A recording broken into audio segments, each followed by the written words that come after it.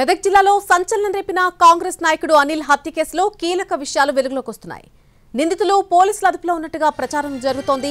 ఈ నెల 14న వరిగుంతం శివారులో అనిల్ దుండగులు కిరాతకంగా తుపాకీతో కాల్చి చంపేశారు.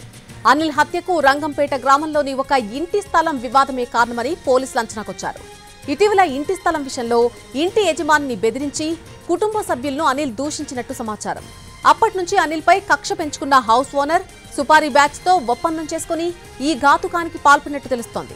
అయితే హత్యకు కొన్ని నిమిషాల ముందు అనిల్ కారులోనే సూత్రధారి ఉన్నాడని సమాచారం. అంతేకాదు కొందరు గ్రామస్తుల హస్తం కూడా ఈ హత్యలో ఉన్నట్టుగా ఆరోపణలు వినిపిస్తున్నాయి.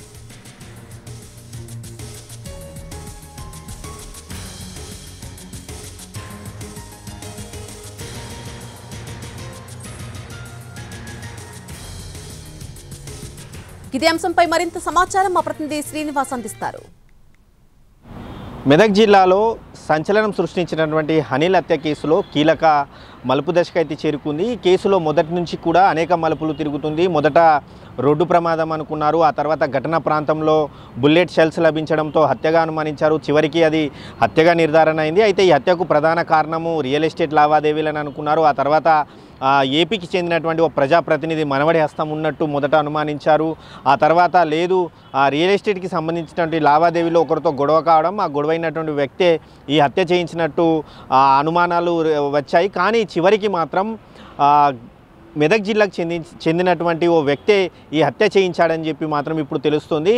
ఈ నెల 14న రాత్రి 8 గంటల సమయంలో అనిల్ హైదరాబాద్లో గాంధీ భవన్లో ఉమ్మడి మెదక్ జిల్లాకు సంబంధించినటువంటి కాంగ్రెస్ నేతల సమావేశానికి హాజరై తిరిగి వస్తుండగా వరిగుంతం శివార్లో తన గ్రామానికి కేవలం 3 కిలోమీటర్ల దూరంలో తాను ప్రయాణిస్తున్నటువంటి కారును ఏదైతే ఉందో ఆ కారును వెంబడించి 2 కార్లలో వచ్చినటువంటి దుండగులు అనిల్ని గన్తో కాల్చి చంపారు. ఆ తర్వాత 4 రౌండ్ల కాల్పులు జరిపిన తర్వాత అనిల్ చనిపోయాక అక్కడి నుంచి నిందితులు పారిపోయారు. ఆ తర్వాత కూడా పోలీసులు విచారణ వేగవంతం చేశారు. 2 సీసీ కెమెరాల ఆధారంగా దర్యాప్తు చేపట్టారు. ఆ తర్వాత హత్యకు ముందు రోజు అనిల్ హత్య జరిగినటువంటి రోజు కావచ్చు, హత్యకు ముందు జరిగిన రోజు అనిల్ ఎవరెవరితో మాట్లాడాడు, ఎందుకు మాట్లాడన్న దానిపై పోలీసులు అతని సెల్ ఫోన్ను కూడా స్వాధీనం చేసుకొని ఆ డాటాను విశ్లేషించి అందరితో కూడా విచారణ చేశారు. ఆ కేసులో ఇప్పటికే దాదాపు 20 మందికి పైగా అనుమానితులను అదుపులోకి తీసుకొని విచారించారు. అనిల్ ఓ ఇంటి స్థలం విషయంలో కొన్ని రోజుల క్రితం గొడవపడ్డటువంటి సందర్భంలోనే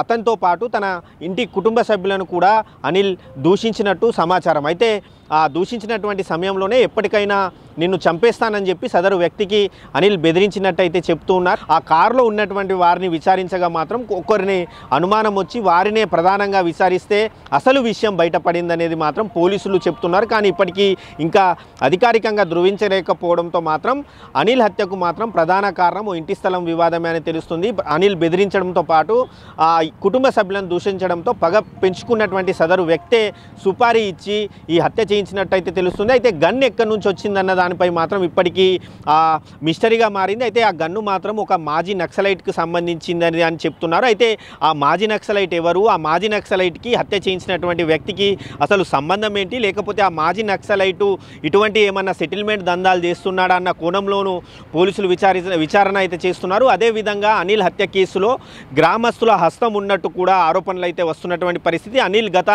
4-5 ఏళ్లుగా కూడా రియల్ ఎస్టేట్ చేస్తూ ఈ మధ్యనే కొద్దిగా బాగా సంపాదించడంతో మాత్రం గ్రామస్తులు కూడా కొందరు అతనిపై కక్ష పెంచుకున్నట్టు కూడా తెలుస్తుంది. దీంతో ఈ హత్యలో గ్రామస్తుల ప్రమేయం కూడా ఉన్నట్టయితే ఆరోపణలు వస్తున్నాయి. రేపు మాత్రం మెదక్ జిల్లా ఎస్పీ శ్రీనివాసరావు ప్రెస్ మీట్ పెట్టి ఈ కేసుకు సంబంధించినటువంటి అనిల్ హత్య కేసుకు సంబంధించినటువంటి పూర్తి వివరాలు అయితే మనకు వెల్లడించే అవకాశం అయితే కనిపిస్తుంది. కెమెరామ్యాన్ రమేష్తో శ్రీనివాస్, ఎన్టీవీ, ఉమ్మడి మెదక్ జిల్లా.